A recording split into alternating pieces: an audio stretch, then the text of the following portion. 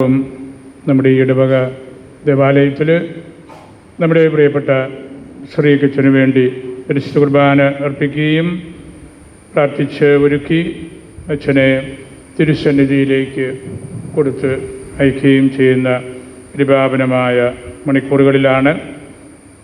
അച്ഛനെ ഓർത്ത് ദൈവത്തിന് നന്ദി പറയാനുള്ള അവസരം കൂടിയാണ് ഇത്. നമ്മുടെ വൈദിക കൂട്ടായ്മയിലെ ഏറ്റവും മുതിർന്ന അച്ഛന്മാരിൽ ഒരാളായിരുന്നു പ്രിയപ്പെട്ട കാനാട്ട് ശ്രീകച്ചന്. അച്ഛൻ്റെ നിലപാടുകളും ഇടപെടലുകളും പരിശുദ്ധമായ ജീവിതവുമൊക്കെ എല്ലാവർക്കും നല്ല ഒരു മാതൃകയുമായിരുന്നു എന്ന് നമുക്കൊക്കെ അറിവുള്ള കാര്യമാണ്. അച്ഛൻ ആലുവ മംഗലപ്പുഴ സെമിനാരിയിൽ വൈദിക പരിശീലനം നേടി അവിടെ വെച്ച് തന്നെ ഭാഗ്യസ്മരണാർഹനായ വയലിൽ പിതാവിൽ നിന്ന് 1958 തിരുപ്പട്ടം സ്വീകരിച്ച അച്ഛനാണ്.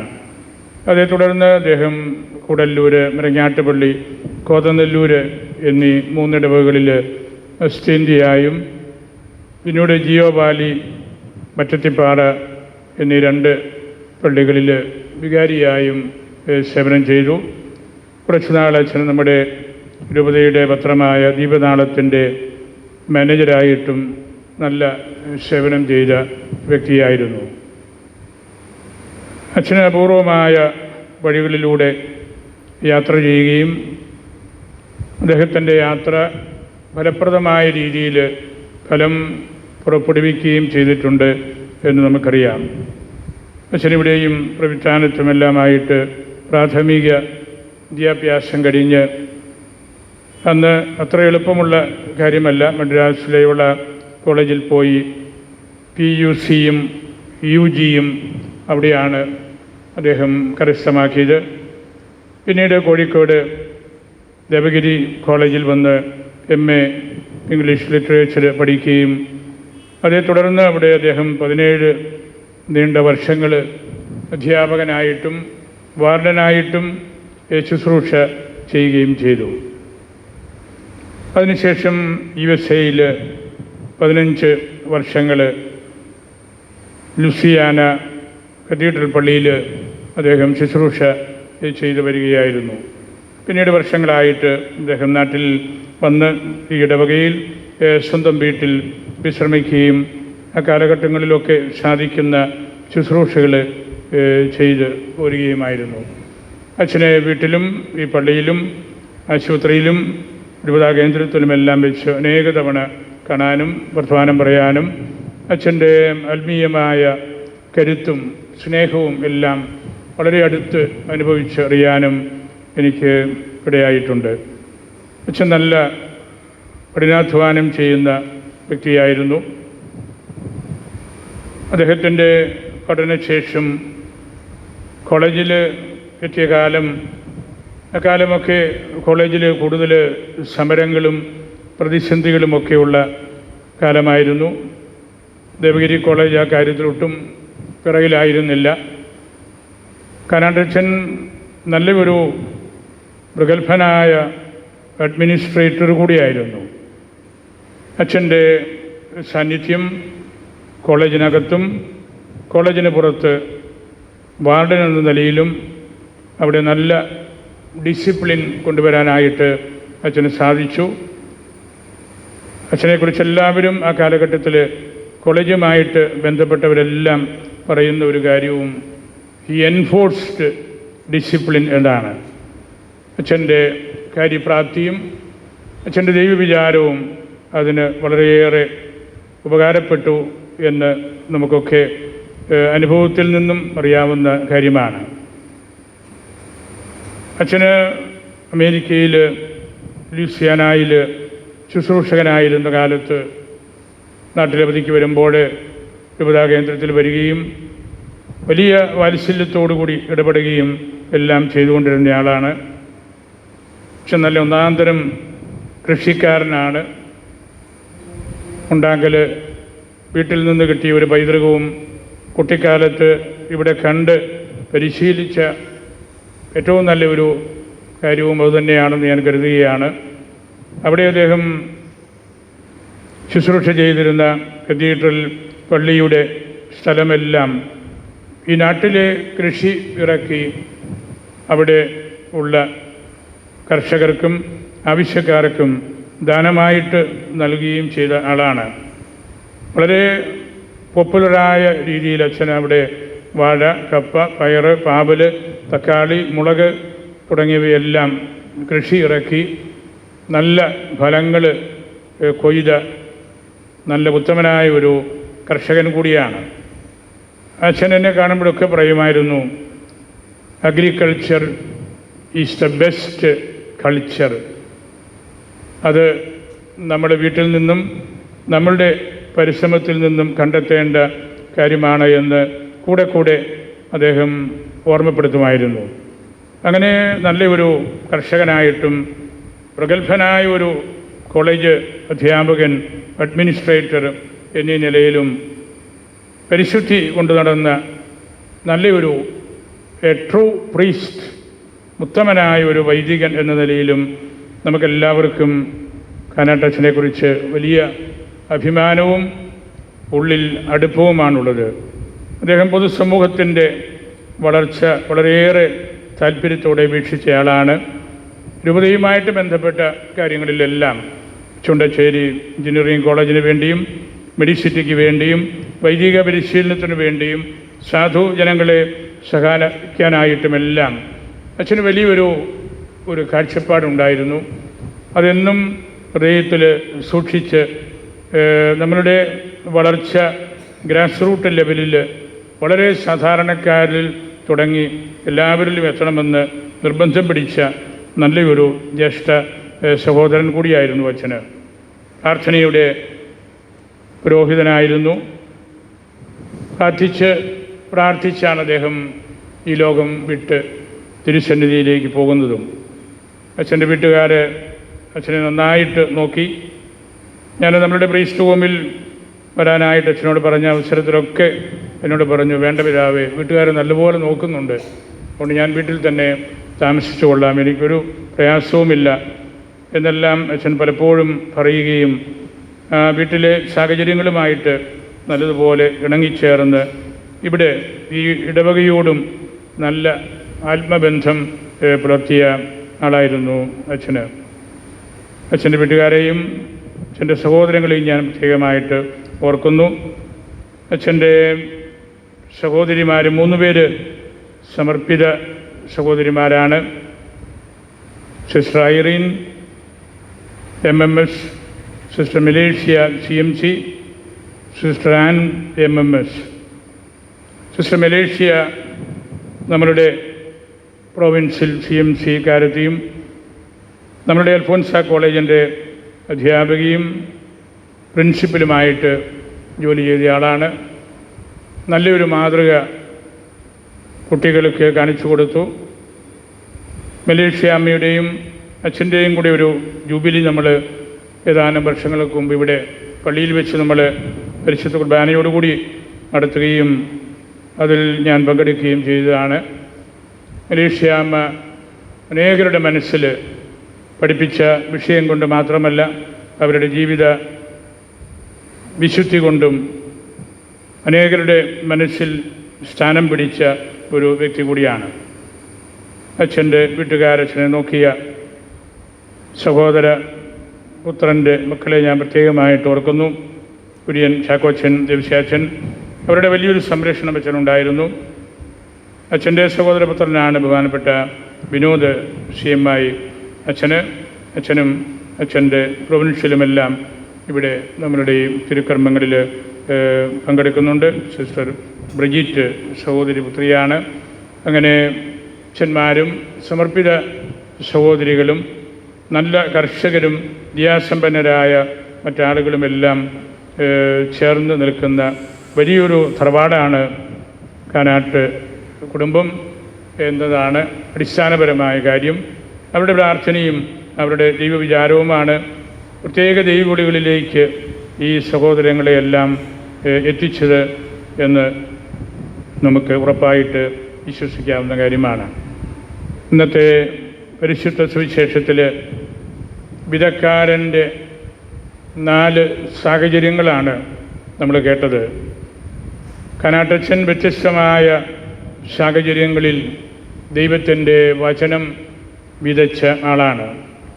ഇടവകകളിൽ, കോളേജ് ഹോസ്റ്റൽസിൽ, അമേരിക്കയിൽ, വ്യത്യസ്ത മതവിഭാഗങ്ങളുടെ ഇടയിലെല്ലാം അച്ഛൻ ദൈവത്തിൻ്റെ വചനം വിതച്ച പുരോഹിതനാണ്. 4 സാഹചര്യങ്ങൾ സുവിശേഷകൻ നമ്മെ ഓർമ്മപ്പെടുത്തുന്നുണ്ട്. അടിസ്ഥാനപരമായ കാര്യം, വിതയ്ക്കപ്പെട്ട വിത്ത് ഈശോയാണ്. സ്വീകരിക്കപ്പെടേണ്ട വിത്ത് ഈശോയാണ്, ദൈവവചനമാണ്. ഈശോയോട്, ദൈവവചനത്തോട് അന്നും ഇന്നും ആളുകൾ, കേൾവിക്കാർ, സ്വീകർത്താക്കൾ എങ്ങനെ പ്രതികരിക്കുന്നു എന്നതിനെക്കുറിച്ചുള്ള ഓർമ്മപ്പെടുത്തലാണ് വിശുദ്ധ മത്തായി ഈ തിരുവചന ഭാഗങ്ങളിലൂടെ നമുക്ക് നൽകുന്നത്. നമ്മിൽ മുളപൊട്ടാൻ ആഗ്രഹിക്കുന്ന വിത്ത് ഈശോയാണ്. മറ്റെന്ത് നമ്മൾ വിതച്ചാലും കൊയ്താലും കാര്യമില്ല. ഈശോയെ കൊടുക്കാൻ ഒരച്ഛന് സാധിച്ചുവെങ്കിൽ അതിന് മാത്രമേ ശാശ്വതമായ സ്വഭാവമുള്ളൂ. ഒന്നാമത്തെ സാഹചര്യം, വചനം കേട്ടു, പക്ഷേ മനസ്സിലായില്ല. ദൈവാരൂപിയിലുള്ള വിശ്വാസവും പരിശീലനവും ലഭിക്കാത്തതിനാൽ ആ വചനത്തെ പരിപോഷിപ്പിക്കാനായിട്ട് അത് കേട്ടവർക്ക് സാധിച്ചില്ല. ദൈവം വാസ്തവത്തിൽ ഏറ്റവും കൂടുതൽ ഒരുക്കിയത് ഇസ്രായേലിനെ ആയിരുന്നു. അവർക്ക് പോലും ഈശോയാകുന്ന ആ വിത്ത് ഉള്ളിൽ എടുക്കാനായിട്ട് പലപ്പോഴും കഴിഞ്ഞില്ല. പക്ഷികൾ വന്ന് കൊത്തി എടുക്കുന്ന ഒരു ഇമേജറിയാണ് അവിടെ തന്നിരിക്കുന്നത്. നമ്മളൊരു നെൽമണി, ഗോതമ്പ് മണി നിലത്തിട്ടാൽ ഒരു പക്ഷി വന്ന് എടുത്തുകൊണ്ട് പോയാൽ പിന്നെ അവിടെ ഒന്നും അവശേഷിക്കുന്നില്ല. ആ ഇമേജറി ഒരു തരത്തിൽ നമ്മളെ വേദനിപ്പിക്കുന്നതാണ്. നമ്മൾ കേട്ടെങ്കിലും ഒന്നും അവിടെ അവശേഷിക്കുന്നില്ല. പക്ഷി വന്ന് കൊത്തി എടുത്ത് വിഴുങ്ങി കളയുകയാണ്. ഈ ഒരു സാഹചര്യത്തെയാണ് വഴിയിൽ വീണ വിത്ത് എന്ന് സുവിശേഷകൻ നമ്മെ പഠിപ്പിക്കുന്നത്. രണ്ടാമത്തേത് പാറയിൽ വീണ വിത്താണ്. പാറ പൊടിഞ്ഞ് മണ്ണാകുന്നു എന്നത് ശാസ്ത്രമാണ്. പാറയിൽ വീണുന്ന വിത്തുകളും ചിലപ്പോൾ പെട്ടെന്ന് മുളയ്ക്കും. വലിയ സന്തോഷത്തോടു കൂടി കുറേ പേര് നമ്മുടെ ചിന്തകൾ സ്വീകരിച്ചെന്നിരിക്കും. പക്ഷേ അല്പനേരത്തേക്ക് മാത്രമാണ്. ഏതാനും ദിവസങ്ങൾ കഴിയുമ്പോൾ നമ്മൾ കേട്ട കാര്യം മറക്കും. മുള പൊട്ടി വന്ന ചെടി ഉണങ്ങും. അതിന് ഫലം നൽകാനായിട്ട് സാധിക്കുന്നില്ല. അതിന് കാരണം they lack the discipline of a family or a religious tradition. നല്ല ഒരു വീട്ടിൽ ജനിക്കാനും വളരാനും പറ്റാത്ത രീതിയിൽ നമ്മൾ ജീവിച്ചു വരുമ്പോൾ പാറയിൽ വീണ വിത്ത് പോലെയാണ്. പെട്ടെന്നൊരു ഉത്സാഹവും ഉന്മേഷവും തോന്നിയാലും അത് കരിഞ്ഞ് വാടിപ്പോവുകയുള്ളൂ. ഡിസിപ്ലിൻ അവർക്ക് ഇല്ലാത്ത സാഹചര്യമാണ്. മൂന്നാമത്തേത് മുള്ളുകളുടെ ഇടയിൽ വീണ വിത്താണ്. വചനം കേട്ടു, ലോകചിന്തകൾ കയറി നമ്മുടെ മനസ്സുകളെ അമർത്തുകയാണ്. They are unable to maintain the focus and priority. എന്തിനാണ് മുൻഗണന കൊടുക്കേണ്ടത് എന്ന കാര്യം മനസ്സിലാക്കാതെ ഈ വചനം കേട്ടവർ അതിൽ ഊന്നൽ കൊടുത്ത് ജീവിക്കാൻ അവർക്ക് സാധിക്കുന്നില്ല. ദൈവവചനത്തിൻ്റെ ഒരു ഡൈനാമിസം അവർക്ക് കൊണ്ടു നടക്കാനായിട്ട് പറ്റുന്നില്ല. അവരുടെ വഴി അവർക്ക് നഷ്ടപ്പെടുകയാണ്. മുള്ളുകൾ, ലോകചിന്തകൾ, ലൗകിക വികാരങ്ങൾ എല്ലാം കയറി അവരെ ഒതുക്കിക്കളയുകയാണ്. അവരുടെ പ്രവൃത്തികൾ ഒക്യുപ്പേഷൻ ബിക്കംസ് പ്രീ ഓക്കുപ്പേഷൻ എന്ന് ബെനഡിക്റ്റ് പിതാവ് അതേക്കുറിച്ച് പറഞ്ഞിട്ടുണ്ട്. നമ്മുടെ ജോലി ചെയ്യുമ്പോഴും അത് നമ്മളെ മറ്റനേകം ചിന്തകളിലേക്ക് കൊണ്ടുപോയി നമ്മളെ പ്രിയോക്കുപ്പൈഡ് ആകുന്നത് കൊണ്ട് നമുക്ക് ഈ ചിന്ത മനസ്സിൽ കിട്ടുന്നില്ല. അതാണ് മുള്ളുകൾക്ക് ഇടയിൽ വീണ വിത്ത്. നാലാമത്തേത് നല്ല മണ്ണിൽ വീണ വിത്താണ്. വീട്ടിൽ പ്രാർത്ഥനയുണ്ട്, പള്ളിയിൽ പോകാൻ എല്ലാവർക്കും ഇഷ്ടമാണ്, നല്ല പാരമ്പര്യങ്ങൾ കാത്തു സൂക്ഷിക്കുന്നു, നല്ല സ്കൂളിൽ പോയി പഠിക്കാൻ പറ്റുന്നു, പരിശുദ്ധിയുള്ള മാതാപിതാക്കൾ, അങ്ങനെയുള്ള നല്ല മണ്ണിൽ പിറന്നവർ, ആ ഒരു കോണ്ടെക്സ്റ്റിൽ വളർന്നവർ 100 മേനി വരെ ഫലം പുറപ്പെടുവിക്കും. ഈ 4 സാഹചര്യങ്ങളാണ് ഒരു അച്ഛനെ സംബന്ധിച്ചും എപ്പോഴും ഉണ്ടാകുന്നത്. അച്ഛൻ ആണ് ആദ്യമായിട്ട് ഈ വചനം സ്വീകരിച്ച് കർത്താവിൻ്റെ കൂട്ടത്തിൽ രൂപാന്തരപ്പെടേണ്ട വ്യക്തി. ദൈവവചനം ഓരോ അച്ഛനെയും നല്ലതുപോലെ ഡിസ്റ്റർബ് ചെയ്യണമെന്ന് പരിശുദ്ധ ഫ്രാൻസിസ് പിതാവ് പറയുന്നതിൻ്റെ അർത്ഥവും അതാണ്. ദൈവവചനം നമ്മളെ ഡിസ്റ്റർബ് ചെയ്താൽ മാത്രമേ നമ്മളുടെ പോരായ്മകളിൽ നിന്ന് ഒരു ഉണർവ് സമ്പാദിച്ച് നമുക്ക് നല്ല രീതിയിൽ മുമ്പോട്ട് പോകാനായിട്ട് സാധിക്കുകയുള്ളൂ. ദൈവം തൻ്റെ സ്നേഹവും കരുണയും നന്മയുമെല്ലാം വിതയ്ക്കുകയാണ് അച്ഛന്മാരിലൂടെ, പ്രീച്ചേഴ്സിലൂടെ. പ്രീച്ചേഴ്സ് ഇല്ലാത്ത ഒരു ക്രിസ്ത്യാനിറ്റിയെക്കുറിച്ച് നമുക്ക് ചിന്തിക്കാൻ പറ്റുകയില്ല. നമ്മുടെ അച്ഛൻ ഇടവകകളിലും കോളേജിലും USA-യിലും മറ്റ് മതവിഭാഗക്കാരുടെ ഇടയിലുമെല്ലാം ഈ വിത്ത് വിതച്ച ആളാണ്. അച്ഛൻ്റെ ആത്മീയത നിറഞ്ഞ ആ ജീവിതം അച്ഛനെ തന്നെ നല്ല ഒരു ക്രിസ്തു രൂപമായിട്ട് മാറ്റിയിരുന്നു. പരിശുദ്ധ പിതാവ് പലപ്പോഴും പറഞ്ഞിട്ടുണ്ട്, പുരോഹിത ജീവിതം ക്രിസ്റ്റോ മോർഫിക്കായിട്ടുള്ള ഒരു ഡെസ്റ്റിനിയാണ്. ഈശോയുടെ മുഖവും ഈശോയുടെ രൂപവും ഈശോയുടെ ചിന്തകളും ഈശോയിലെ സമാധാനവും ഒക്കെ നമുക്ക് കൊടുക്കാനായിട്ട് സാധിക്കണം. അപ്പോഴാണ് നമ്മൾ ആൾട്ടർ ക്രിസ്തുസ്, മറ്റൊരു ക്രിസ്തു, ഈശോയെപ്പോലെ ഉള്ള ഒരു പുരോഹിതനായിട്ട് രൂപാന്തരപ്പെടാനായിട്ട് നമുക്ക് സാധിക്കുന്നത്.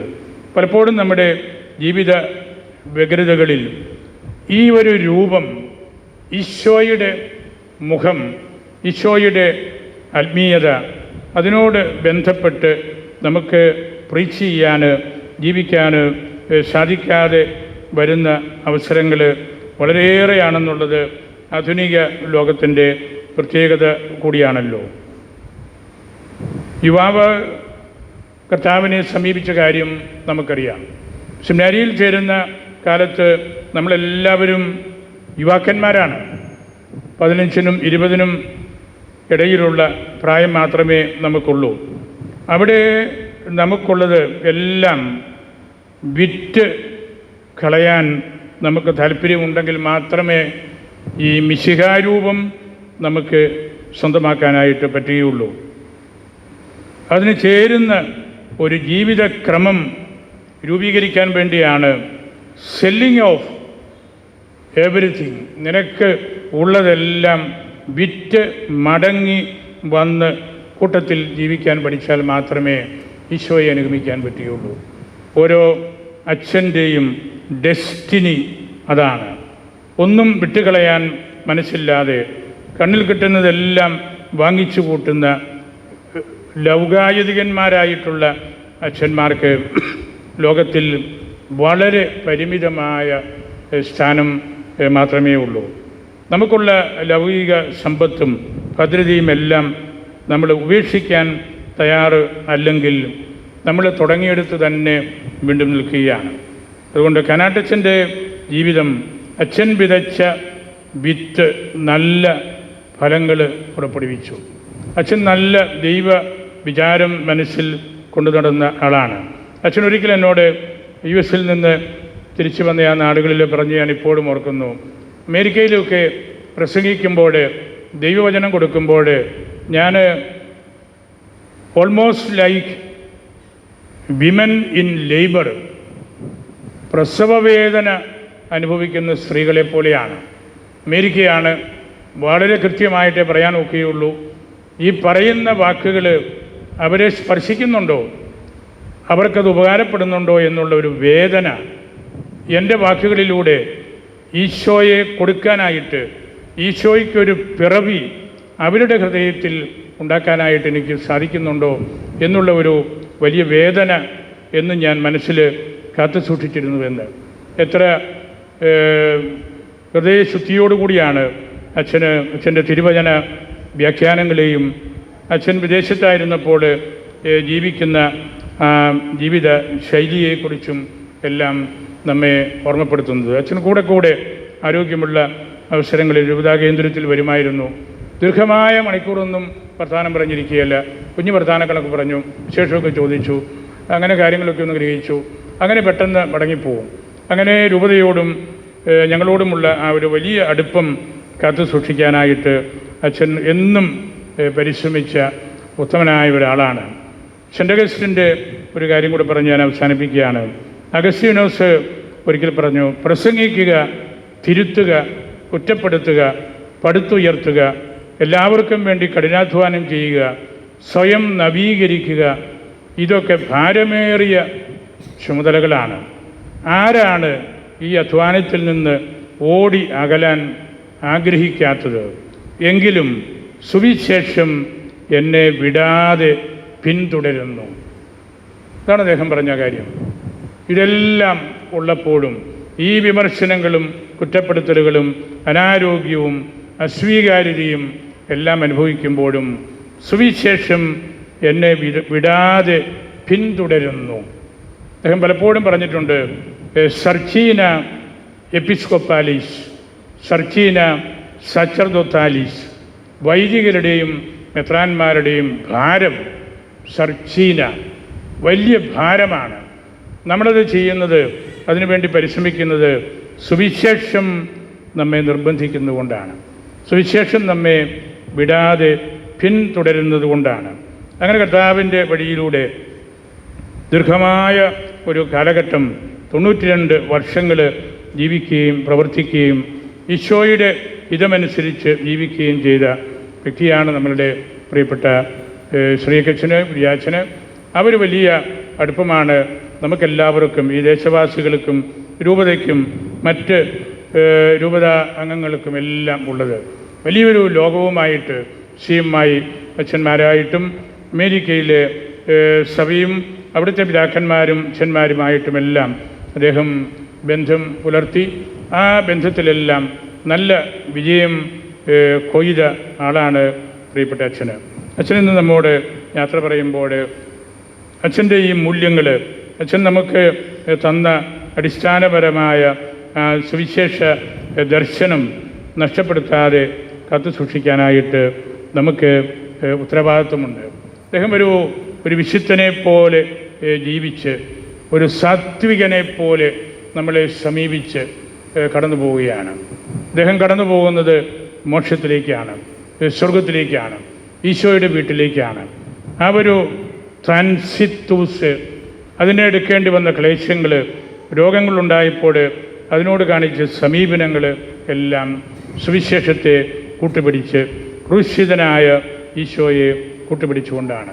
അങ്ങനെ ഒരു അച്ഛൻ്റെ പൗരോഹിത്യ ശുശ്രൂഷയുടെ പൂർണ്ണത നമുക്ക് നമ്മളുടെ അച്ഛനിൽ കാണാൻ സാധിച്ചത് നമുക്ക് വലിയ ബലമാണ്, നമുക്ക് വലിയ അഭിമാനമാണ്.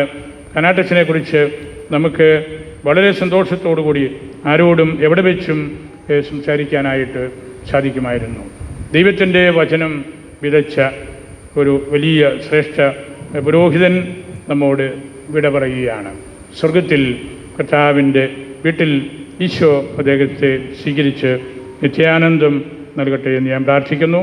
അച്ഛൻ്റെ ഈ സംസ്കാര ശുശ്രൂഷയുടെ കർമ്മങ്ങൾക്ക് വേണ്ടി ബഹുമാനപ്പെട്ട വിയാരിച്ചനും അച്ഛനോട് ബന്ധപ്പെട്ട കനാട്ടച്ഛനോട് ബന്ധപ്പെട്ട വീട്ടുകാരുമെല്ലാം മരണവാർത്ത അറിഞ്ഞപ്പോൾ മുതൽ പലതവണ രൂപതാ കേന്ദ്രത്തിൽ വരികയും ഈ സമയം ഇതുപോലെ നിശ്ചയിക്കുകയും എല്ലാം ചെയ്തു. വിയാരിച്ചനെയും അച്ഛൻ്റെ കുടുംബാംഗങ്ങളെയും ഞാൻ ഒരിക്കൽ കൂടി ഓർക്കുന്നു. നിങ്ങളെല്ലാവരെയും പരിശുദ്ധ അൽഫോൻസാമയ്ക്ക് സമർപ്പിച്ച് എൻ്റെ വാക്കുകൾ ഉപസംഹരിക്കുന്നു.